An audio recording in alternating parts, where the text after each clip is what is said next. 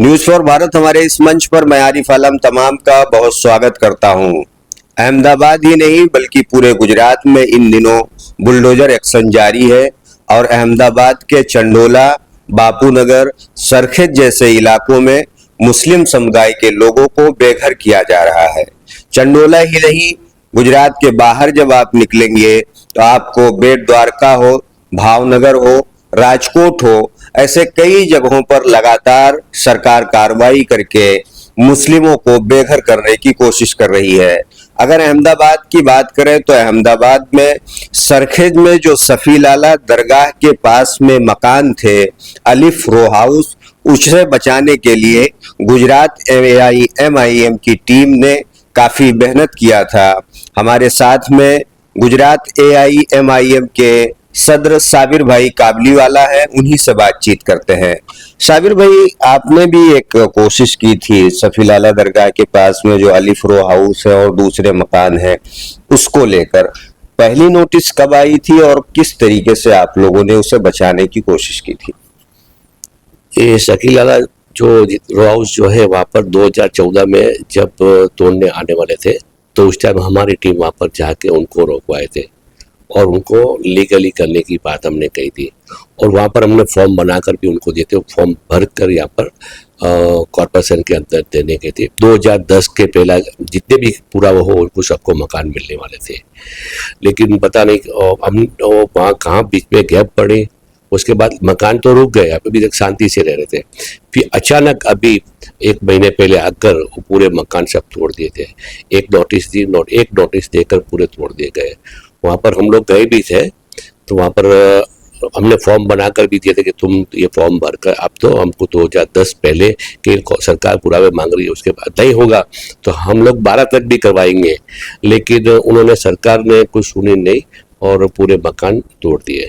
अब ये मकान तोड़ दिए, तोड़ने से पहले उनको वैकल्पिक व्यवस्था देनी चाहिए। जब ये सरकार बीजेपी सरकार ये बोलती है कि कोई घर भी होना नहीं रहेगा, मकान हर एक गरीब को मकान मिलेगा, कोई ऐसे झुपड़पट्टी नहीं होगी, तो जब ये एक ही कौम के साथ ये अन्याय काय को हो रहा है?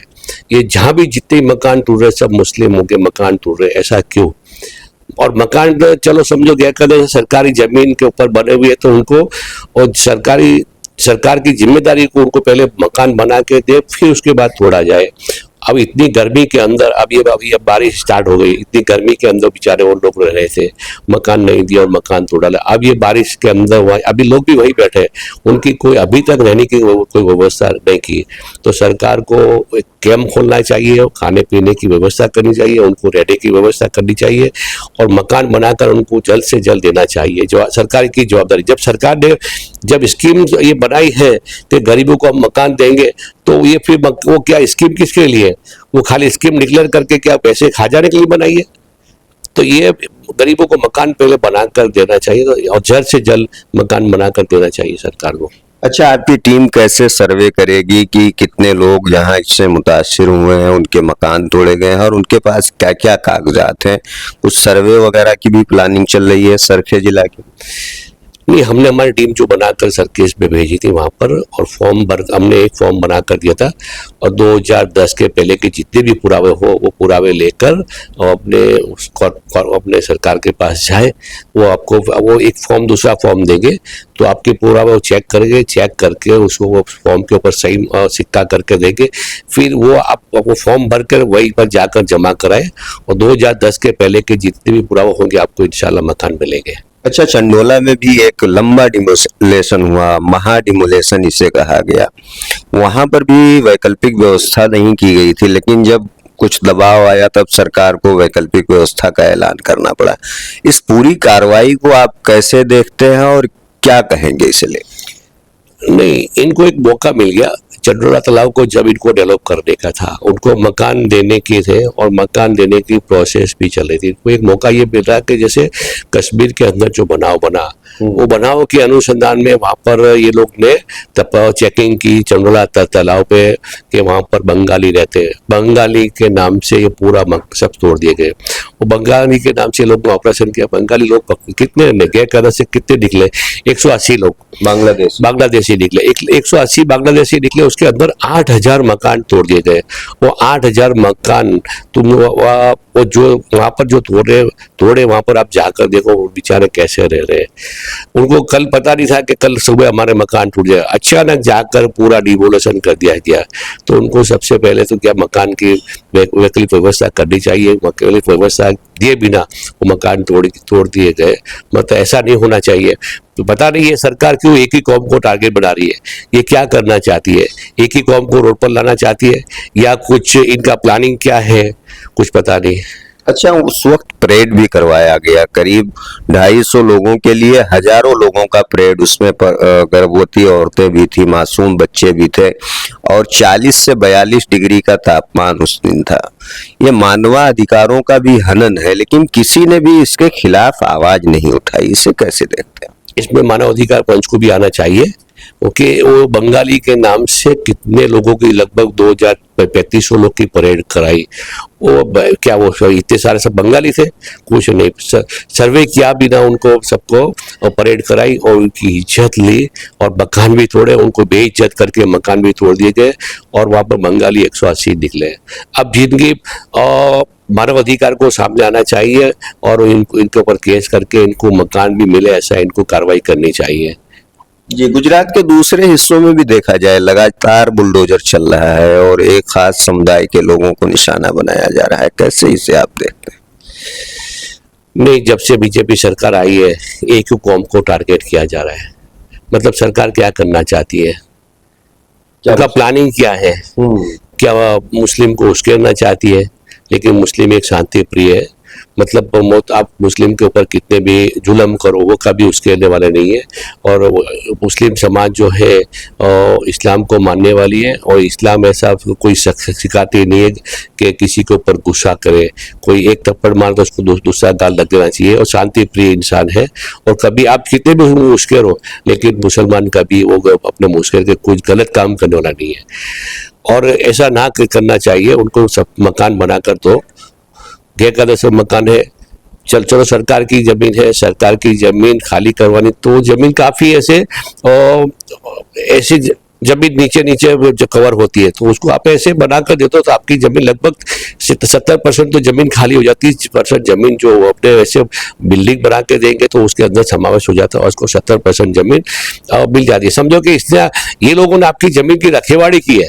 ये लोगों ने समझो कि 10,000 वाट जमीन के अंदर बांधकाम थे, तो अब इनको आप ऊपर ऐसे बिल्डिंग बना के दोगे तो 70% जमीन खाली हो जाएगी और 30% के अंदर मकान बन जाएंगे तो 70% जमीन तो आपको मिल जाती है। तो उनको फ्री में मकान बना के देने चाहिए। साबिर भाई, एक चीज ये देखा गया कि रवारी बसाहत जो ओढ़ो इलाके में है वहां पे भी सरकार ने एक्शन लिया था और कई देसाई समुदाय के लोगों के मकानों को तोड़ दिया गया था, लेकिन सरकार पर प्रेशर आया और उसके बाद में उनके लिए एक सर्कुलर जारी हुआ कि आपको 15% जंत्री के भाव पर मकान के लिए जगह दी जाएगी। क्या आपको लगता है कि इस तरीके की पहल दूसरे समुदाय के लोगों के लिए भी होनी चाहिए? ये मुस्लिम समाज की कमजोरी है।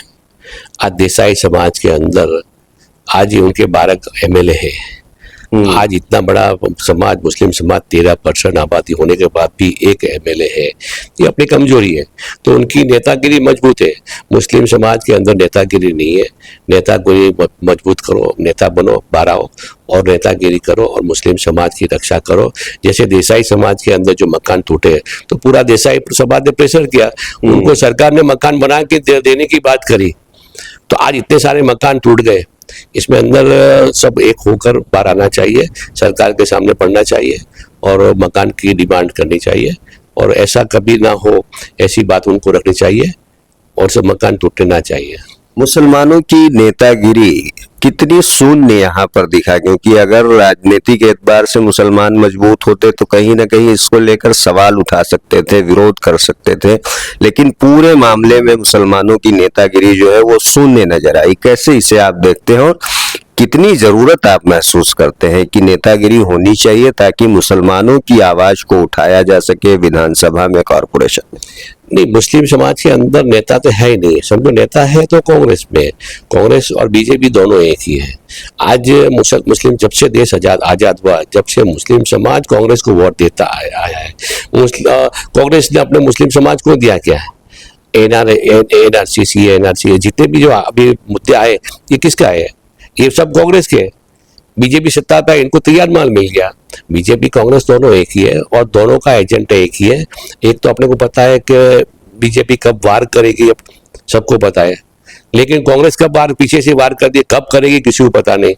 लेकिन दोनों दुश्मन, दोनों मुस्लिम के सो दुश्मन है।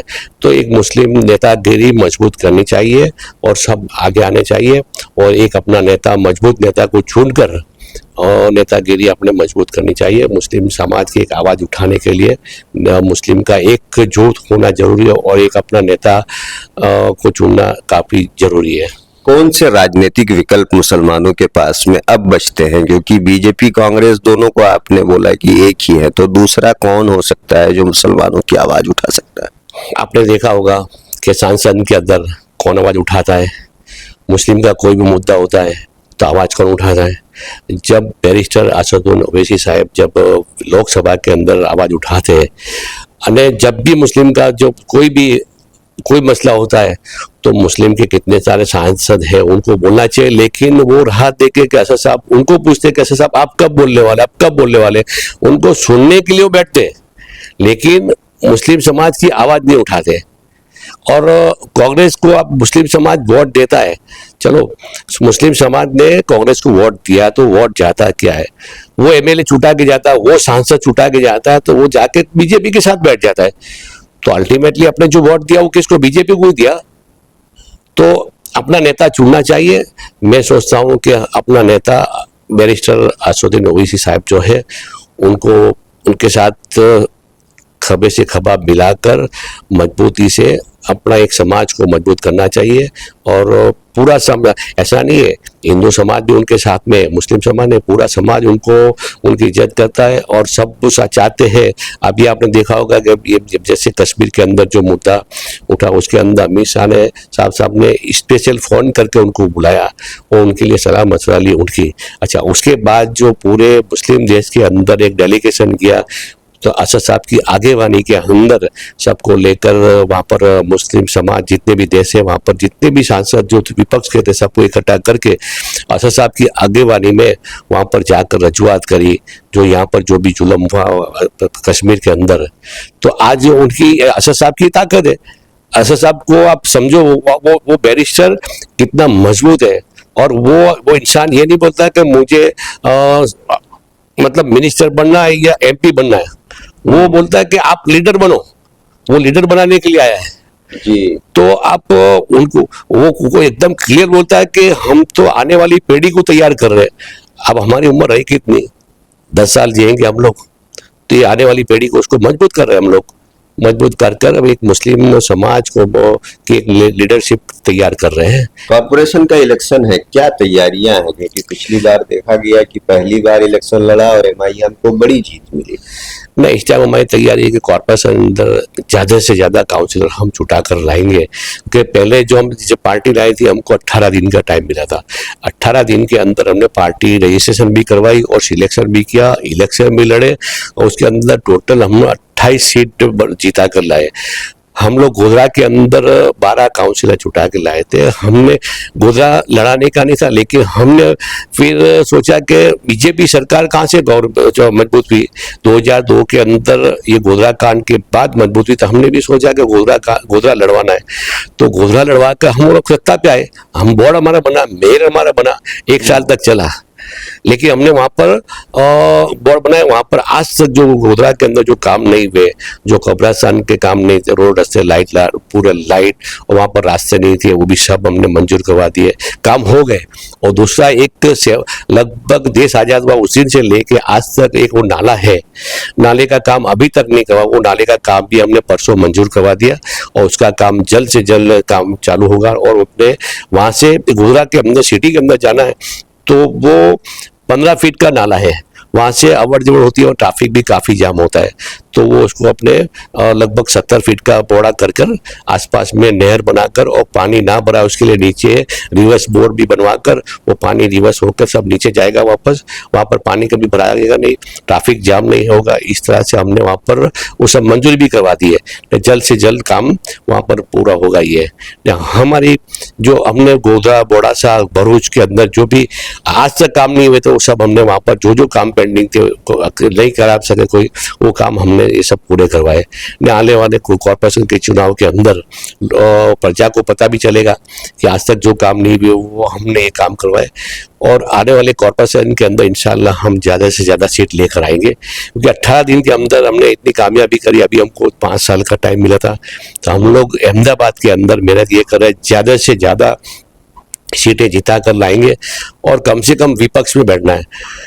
अगर त्रिपा के जंग हुआ तो त्रिपा के जंग के अंदर अपनी भागीदारी किसी के साथ भी अपने कर सकते हैं, और अपने आज अहमदाबाद के अंदर ज्यादा से ज्यादा तकलीफ किसको, मुस्लिम समाज को, दलित समाज को। आज जहाँ भी जाकर देखो दलितों के मकान टूटते, गरीबों के मकान टूटते, वहाँ पर कोई व्हीकल, कोई गटर पानी लाइट की कोई सुविधा नहीं है। तो हम ज़्यादा से ज़्यादा हमारे काउंसलर जुटा के लाएंगे, और ये जो डिमोलेशन भी होता है वहाँ पर हमारे काउंसलर ज़्यादा होंगे तो वो जाकर हम लोग लड़ेंगे भी, और मुस्लिम से दलित विस्तार जहाँ भी जो भी है उसको साफ सुथरा हम रखेंगे, और वहाँ पर जैसे साफ सुथरे रहेंगे ऐसे लोग भी साफ सुथरे रहे, ऐसी हम लोग कोशिश करेंगे। तो ये थे साबिर साहब जिन्होंने गुजरात में अहमदाबाद में जो म्युनिसिपल कॉरपोरेशन इलेक्शन होने वाला है उस पे बात रखी, मुस्लिमों की जो सियासी शून्यता है उस पे बात रखी, और साथ ही साथ अहमदाबाद और गुजरात में जिस तरीके से लगातार बुलडोजर कार्रवाई की जा रही है उस पर बात रखी। साबिर साहब आपने वक्त दिया और इंटरव्यू दिया, इसके लिए आपका शुक्रिया।